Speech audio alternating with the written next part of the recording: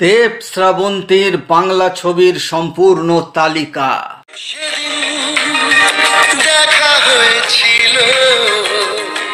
এই ভিডিওতে আমরা জানবো দেব এবং শ্রাবন্তী দুজনে মিলে একসঙ্গে মোট কটি ছবি করেছিলেন আর সেই সব ছবির বক্স অফিস কিরকম ছিল। এটি একটি অনুরোধের ভিডিওটি আনার জন্য অনুরোধ করেছিলেন আবু আতাহিয়া, সুজল নাথ, বিজয় দাস ও বিশ্বপতি মণ্ডল। তো তাদের অনুরোধের ভিডিওটি এবং তার সঙ্গে অবশ্যই যারা দেব শ্রাবন্তীর ভক্ত তাদের জন্য ভিডিওটি। তার আগে এখনো যারা এই চ্যানেলটিকে সাবস্ক্রাইব করেননি এক্ষুনি করে নিজেদের সংগ্রহে রেখে দিন, কারণ এখানে যে ধরনের ইনফরমেশন আপনারা নিয়মিত পেয়ে থাকেন তা কিন্তু আর অন্য কোথাও পাবেন না। তো চলুন আমরা দেরি না করে দেব শ্রাবন্তীর উপর ভিডিওটা শুরু করে ফেলি।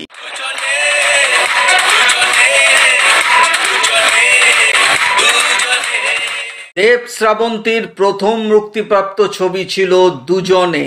2009 সালে ছবিটি মুক্তি পেয়েছিল। রাজীব বিশ্বাস ছিলেন এই ছবির পরিচালক। সীমা বিশ্বাস, অরুণ ব্যানার্জি, খরাজ মুখার্জিরা ছিলেন। বক্স অফিসে দুজনে হিট করেছিল।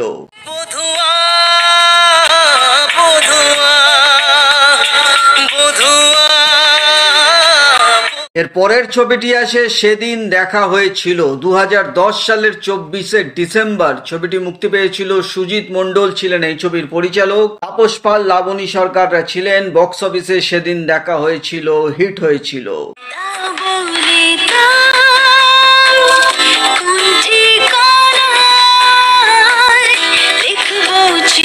এর পরের ছবি বিন্দাস। 25শে জুলাই 2014 সালে বিন্দাস ছবিটি মুক্তি পেয়েছিল। এই ছবিটির পরিচালক ছিলেন রাজীব বিশ্বাস। সায়ন্তিকা, চিরঞ্জিত, খরাজ মুখার্জিরা ছিলেন। বক্স অফিসে বিন্দাস ছবিটিও হিট করেছিল।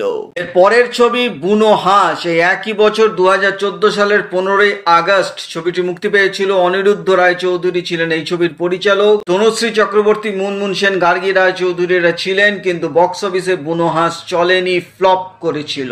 এর পরের ছবি শুধু তোমারই জন্য। 2015 সালের 16ই অক্টোবর ছবিটি মুক্তি পেয়েছিল। বীরসা দাশগুপ্ত ছিলেন এই ছবির পরিচালক। মিমি, সোহম, খরাজ মুখার্জিরা ছিলেন। বক্স অফিসে ছবিটি অ্যাভারেজ ব্যবসা করেছিল।